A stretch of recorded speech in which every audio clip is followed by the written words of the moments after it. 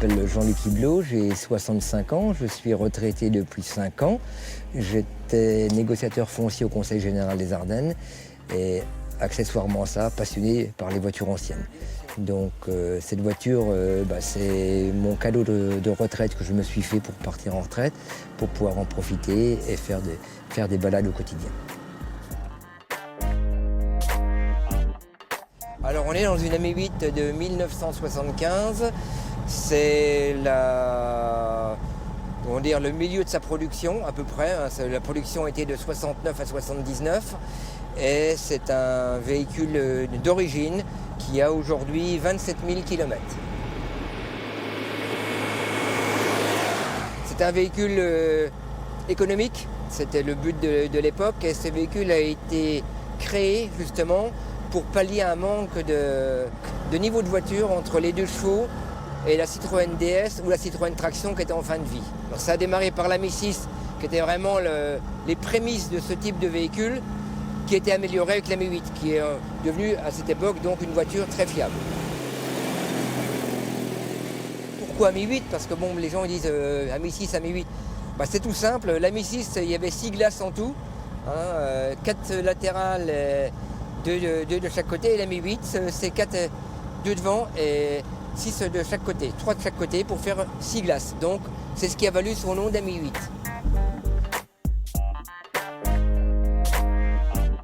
Oui, je dis pas que j'ai fait le Tour de France, ça serait exagéré, mais j'ai fait beaucoup de kilomètres pour trouver une AMI6 qui correspondait à mon véhicule d'époque. Je l'ai malheureusement pas trouvé pour des raisons très simples, c'est que bien souvent ces véhicules-là ont fait l'objet d'attaques de la rouille, mais vraiment très fortement, donc ils sont complètement détruits. Et n'étant pas bricoleur, je n'ai pas voulu me lancer dans une restauration onéreuse. J'ai vu quelques véhicules, j'en ai vu 7 ou 8 qui étaient vraiment très très abîmés, qui ne me satisfaisaient pas.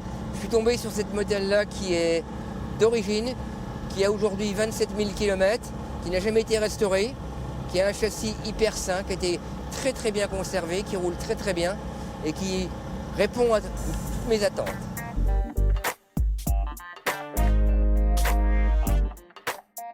Il y a une consommation de 5-6 litres ou 100 km, un petit moteur, c'est vrai, mais un véhicule aussi fiable et surtout très confortable.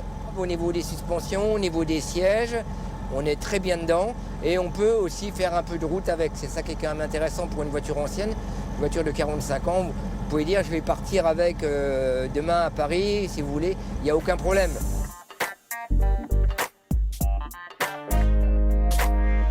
Mon plaisir dans ce véhicule, c'est, comme je le dis souvent, la nostalgie des souvenirs qu'on fait revivre, de faire plaisir aux gens que vous rencontrez. Vous avez toujours des signes de la main, des sourires, jamais d'agressivité. C'est un point fort de ce côté des véhicules anciens.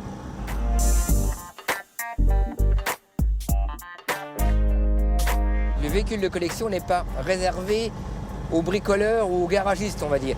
Moi qui ne bricole pas, je peux me permettre de rouler en voiture ancienne, sachant que mon véhicule est entretenu, je le fais entretenir par un garagiste et je ne mets pas le nez dans le cambouis tous les soirs quand je rentre à la maison, quand je m'en suis servi, quoi.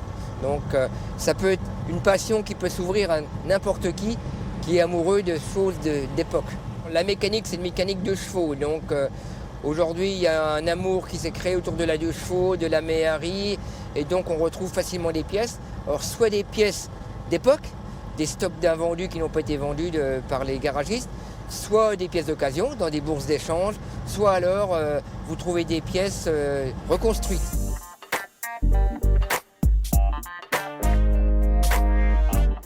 C'est pas sa tasse de thé, hein, sincèrement, mais elle fait l'effort de le vivre avec moi. Elle, ce qu'elle n'aime pas, c'est pas le fait d'être en voiture ancienne, c'est que justement, ce qu'elle n'aime pas, c'est qu'on nous regarde. Vous ne passez pas inaperçu, quoi. Je veux dire, c'est pas la voiture idéale pour faire un hold-up, quoi. Donc on va pas passer incognito, quoi. Mais bon, moi c'est ce qui me plaît aussi.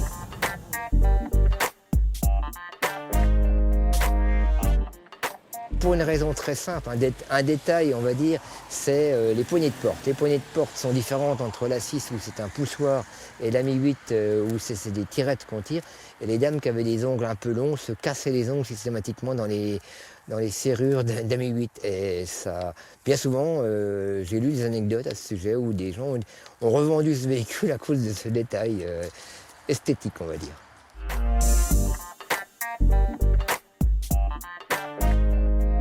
J'ai un grand rêve, hein, j'aimerais bien faire la Nationale 7 une prochaine année où il y a un regroupement de toutes les voitures anciennes et surtout des événements de l'époque, c'est-à-dire notamment les embouteillages avec les personnages d'époque, en tenue d'époque, les pompiers, les gendarmes et tout. Ça pourrait être, à mon avis, très sympathique.